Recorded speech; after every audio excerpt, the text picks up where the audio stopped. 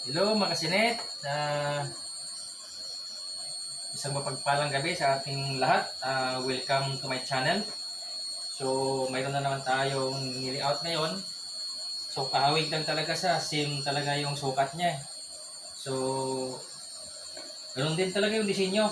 So pakita natin na kalansay siya. Ayun, kalansay. Ngayon, detachable chamber. Ito, detachable chamber lahat ito, itong daluyan ng langis, daluyan ng hangin, detachable lahat, plated na eh. So papaliwanan natin yan mamaya. So ganito lang pagbalik yan, oh. Detachable chamber. Pag ganyan, mayroon siyang release dito.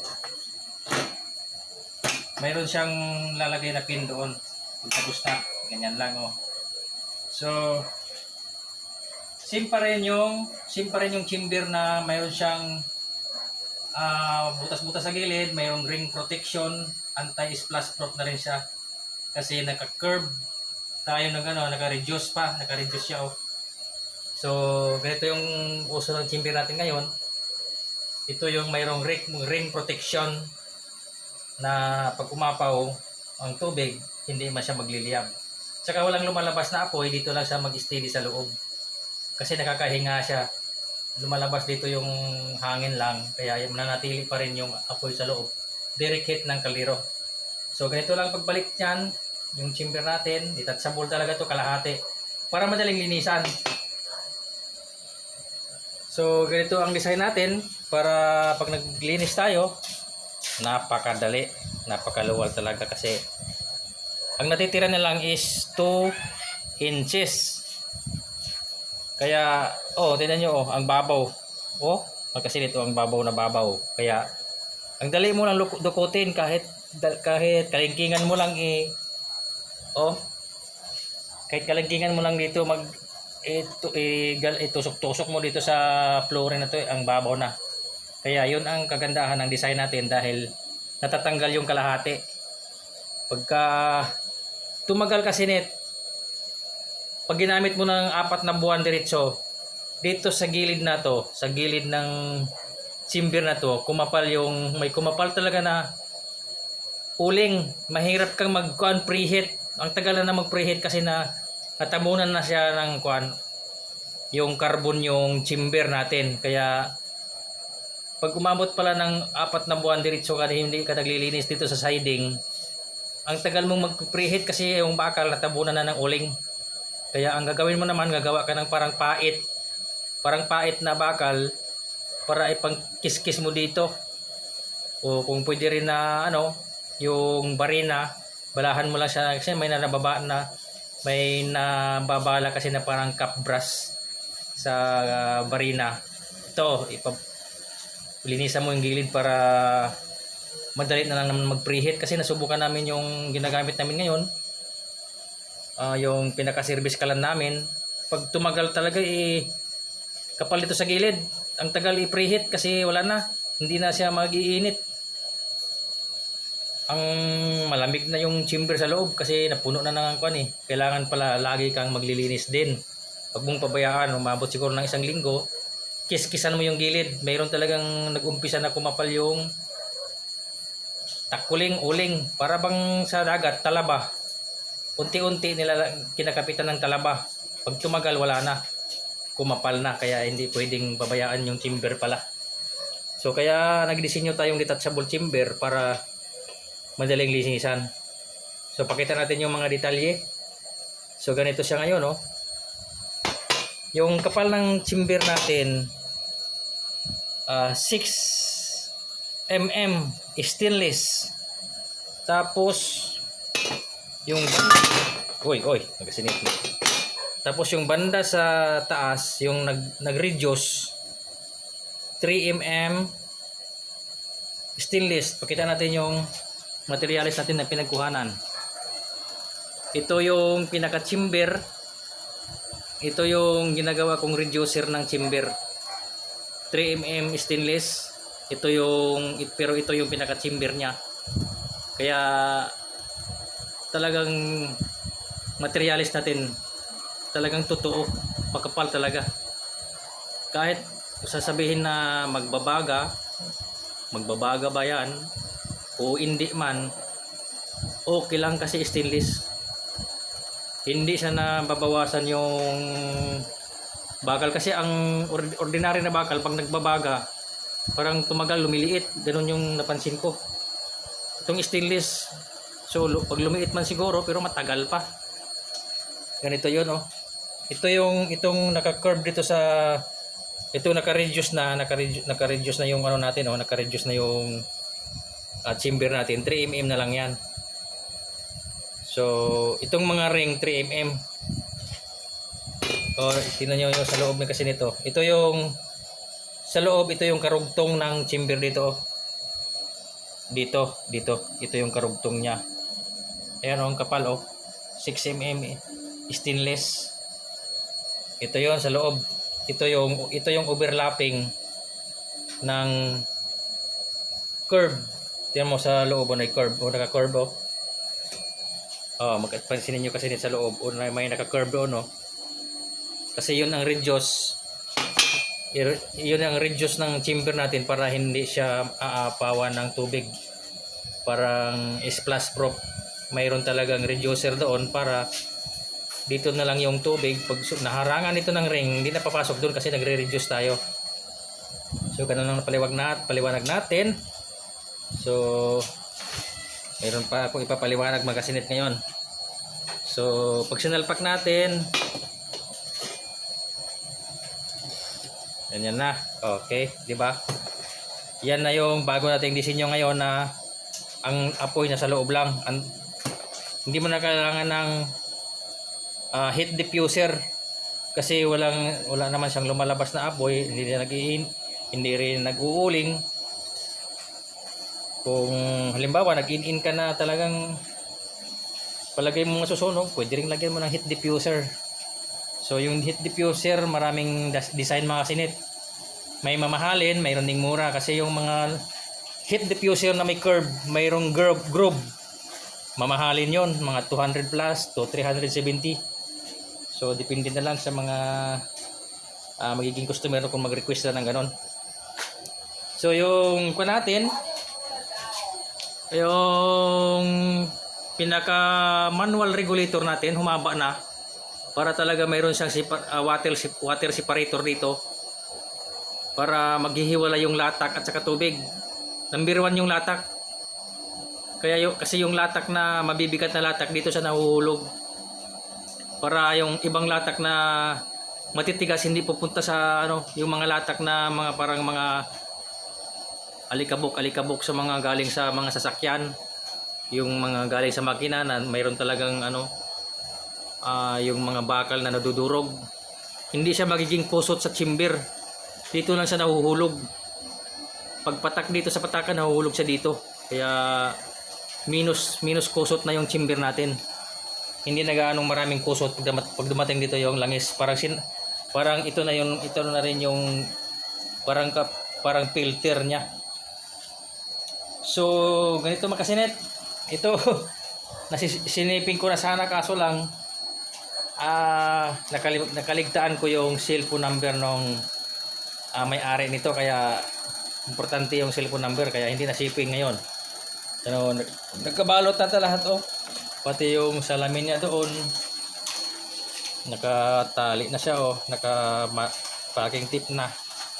So, shout out muna tayo sa may-ari muli nito. Shout out pala kay Brother Rogelio Untalan ng Nueva Vizcaya. Pati na yung kasamahan niya na sa buong company ng Oceana Gold Company Corporation. Shout out sa inyong lahat. 10 ng kasamahan ni Brother Rogelio Untalan. Sila, night shifting sila ngayon.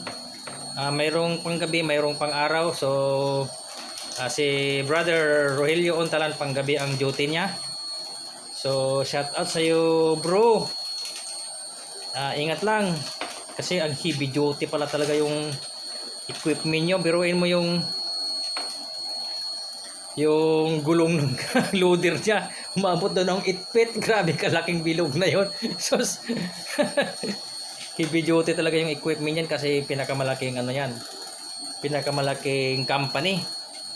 Oceana Gold Corporation. Shout out sa inyong lahat dyan. 10 ng mga kasamahan niya. 10. Konting ingat kasi gabi. Gabi pala ang trabaho yung iba. Mayroon talagang panggabi, mayroong pang-araw. So, kuan dyan, ingat na lang kayo. Keep safe sa pag-ooperate ng mga loader, mga backhoe, mga bulldozer. At saka yung nag-operate sa tunnel. Kasi open pit sila, open sa amin doon, open cut, open pit. Tapos yung nag-umpisa na silang nagtatunnel, yun ang mahirap kasi siyempre nasa loob ka na ng kwan, butas. Kaya ang tinatawag namin noon sa pag pumasok kami sa tunnel noon, ang sabi namin, ang bansag noon, ang isang paa nakabaon na sa hukay. Kasi pag nag-bar down, talagang baon ka na doon. Kasi mga kasamahan ko noon, subukan namin nag-rescue na bar down yung sa pintuan, nako, yung sa loob na tabunan. Kaya mahirap ganun operation na yung magre-rescue ka ng natabunan ng tunnel, mga kasinet. So shout out sa inyo lahat. So mahabang usapan na naman to, bayaan nyo mga kasinet, ganito talaga yung vlogger. So pakita natin sa mga viewers, sa mga magiging customer, ito ang legit na products natin, legit na materials. 6mm stainless, 3mm stainless. Ito yung ginagamit kong ring. Ito rin yung curve. Pero ito yung pinaka body chamber. Yan. So pag nilagyan na natin sa kalahati dito, ibig sabihin nagiging 9mm na yung chamber mo. Nagiging 9mm sa pinaka cylinder. 9mm na, makapal na talaga. So hindi na basta-basta. Oh, ayan oh. 6mm. Tapos pag sinakluban mo siya ng 3mm, nagiging 9mm na. So gaano ka heavy duty 'yon.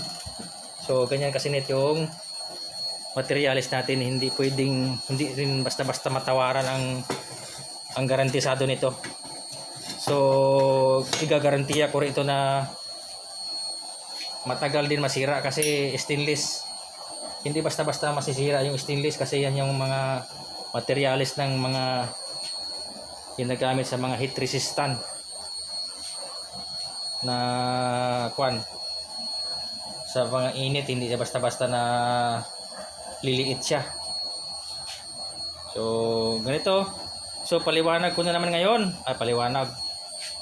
May ano na naman akong i-apply dito na isang invention. Shout out ko muna si kwan, brother hard disk. Shout out sa iyo, bro.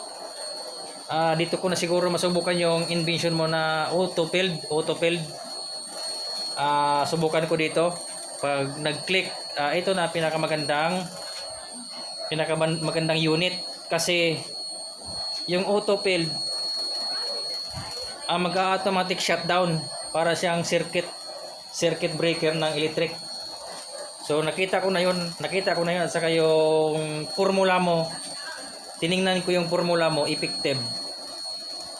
Basta nakalibel lang yung pa natin, yung patungan, imposible naman na itagilid mo kasi ganito mga kasinit. Paliwanag ko na naman sa gusto kong lagyan ito ng auto filled. Tapos yung daluyan natin ng langis, nakasagad na sa flooring. Yung pinaka-elbow niya, 1/2, nakasagad sa flooring para ano siya, sensitive siya na pinaka-sensitive na pumasok yung langis. Sensitive din siya sa auto filled. Pag naramdaman na sa loob na pumasok na yung langis, na nag-label na sa gusto mong i-label sa loob, auto shutdown siya. Ngayon ginawa kong nakalabel sa flooring na talaga yung butas, tapos ang butas doon malaki. Ginawa kong 3/4, malaking butas sa loob. Para sensitive siya sa pagpasok ng langis, hindi siya nahihirapan. At At saka pag nag-automatic shut off, madali lang din yang i-automatic kasi ang luwag dumaloy dito yung ang langis. Kaya yun ang purpose na kailangan para palakihan dito. At saka yung butas dito sa gilid kailangan isagad na sa flooring kasi kung itaas mo, karamihan sa atin kasi magbubutas tayo 1/2 mula sa flooring, 1/2 bago tayo magbutas sa daluyan ng langis. Hindi pwede yun kung talagang karamihan overflow pag ganon. Pero pag isagad mo siya sa flooring, tapos mayroon ka pang kahit oil return na lang, hindi talaga siya mag-aapaw ng pag-overflow kasi nakasagad ka na sa flooring. Tapos yun lang din ang pagbasihan mo, 1/2 inches lang. Tapos lagyan pa natin to ng auto filled.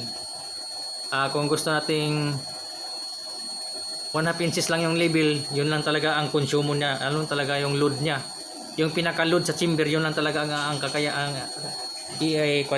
i-handle niya. So yung auto filled dito, dito lalagyan natin dito auto filled kung paano natin combination yung auto filled. Tapos bago natin kukunin yung label, i-label bar natin o kaya label hose para accurate yung pagkuha mo ng automatic oil circuit. Sa akin ganoon ang pangalan ko kasi si brother hard disk na mayroon na siyang pangalan, hindi na natin din pangalanan na ganoon kasi yun yung title niya. So dito sa akin pangalanan ko lang siya ng auto oil circuit kasi parang mag-automatic shut off siya. Automatic shut off. Ganun na-obserbahan ko yung may ginawa akong experiment, ganun magpa-function pala talaga yon. Yung auto filled. So abangan na lang yung kasi kung paano i-set up yung ganun. Hindi na kailangan natin ng automatic electronic. Yung electronic regulator hindi na kailangan kasi yun automatic yun. Automatic din. Konting bawas ng langis sa flooring, ang function siya kaagad. Pag halimbawa pinahinaan mo ang apoy, kumina yung konsumo ng ng langis, mag-automatic shut off siya. Kasi yung konsumo niya mahina lang yung kinain ng apoy. Pero pag palakasan mo ng apoy, tutulo siya automatic. Tutulo siya kasi mabilis na naman kumonsumo yung apoy. Pero pagka yun nga, pag pinahinaan mo, mag-automatic shut off siya. Automatic shut off. Tapos pag pinalakasan mo yung patakan, yung pinaka gripo dito sa tangke, pag pinalakasan mo, madaling niyang susuplayan yung sa loob ng chamber. Kukunin makuha niya kaagad yung label, kaya mag-automatic siya. Para lang siyang put valve ng tangke. Yung put valve ng tangke, ganun ang function. Pag halimbawa nabawasan mo yung tangke, mag-automatic bukas yung pinaka put valve niya. Ngayon pag napuno naman yung tangke, automatic na naman magsarado yung pinaka put valve. Ganun lang ang trabaho dito. Parang ganito rin ang laro niya. Parang ganun lang. Ganun talaga, kahawig lang talaga ang laro nito. Yung auto filled. Yun ang pinaka-automatic put valve niya. So, pag-isipan ko kung saan banda yon kasi kailangan kukuha siya ng hangin. Mayroon siyang kailangan na hangin. Parang yun ang pinaka-gravity niya. So, pagka napuno ng langis, yun yung hangin ang mag-automatic shut off. Kung walang hangin, hindi pwede. Hindi siya mag-automatic. Kailangan mayroon siyang kargang hangin, yun yung pinaka parang gravity niya. Na i-hold niya yung langis, yung kargado na langis, i-hold niya kahit nakabukas yung kahit nakabukas yung valve mo.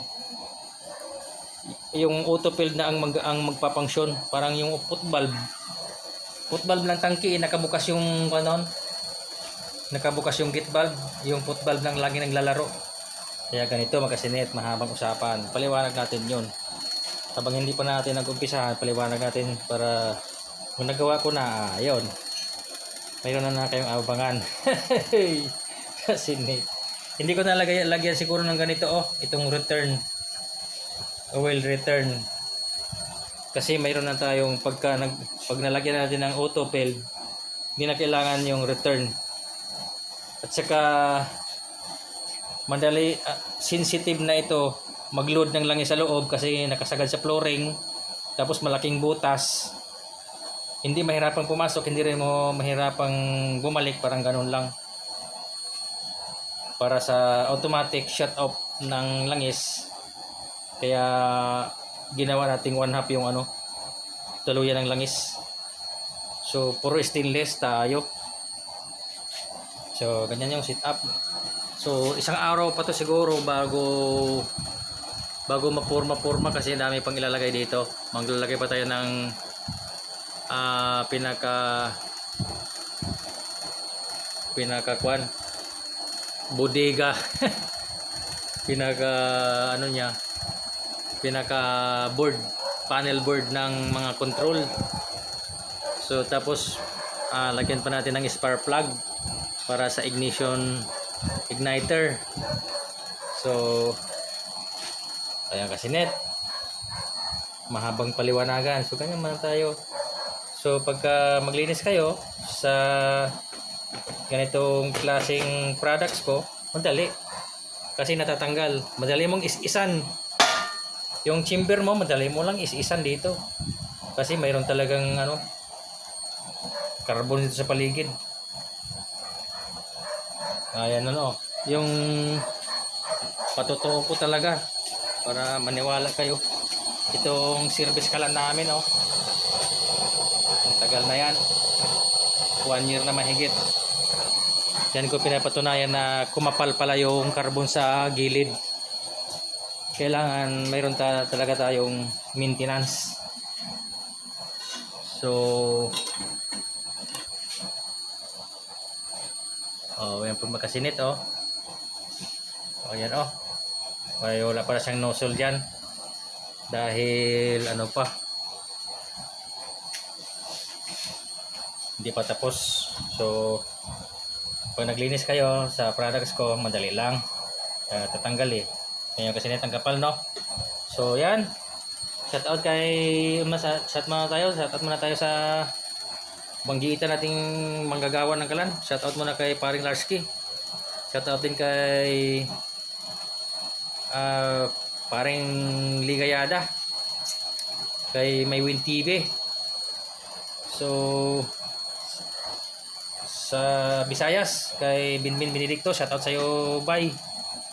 So sa kay Kwan, kay Paring Buy Bakal, shout out sa iyo, bro. So sikap lang tayo. So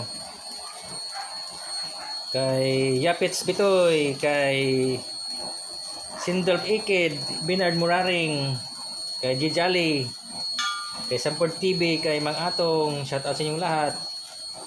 So kay basta sa mga sinit, shout out din sa Bicol. Shout out sa inyong lahat, mga viewers sa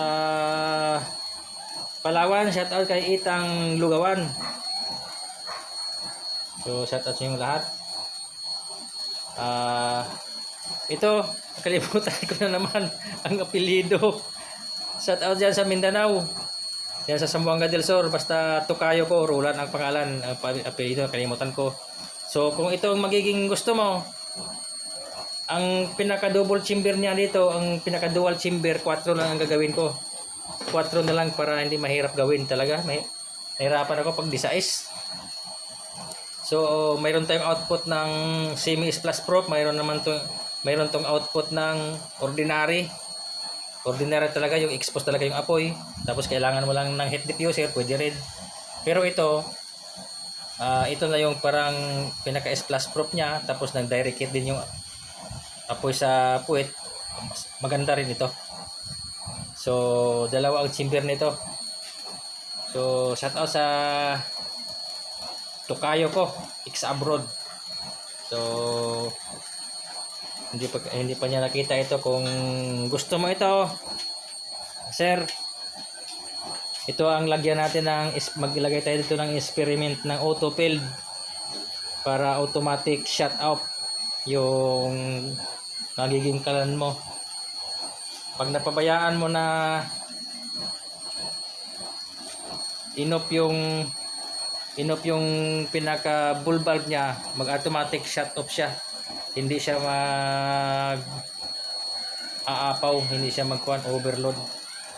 Hindi aapaw sa blower. So, yan lang po. Hanggang dito na lang po. Maraming salamat and God bless sa inyong lahat.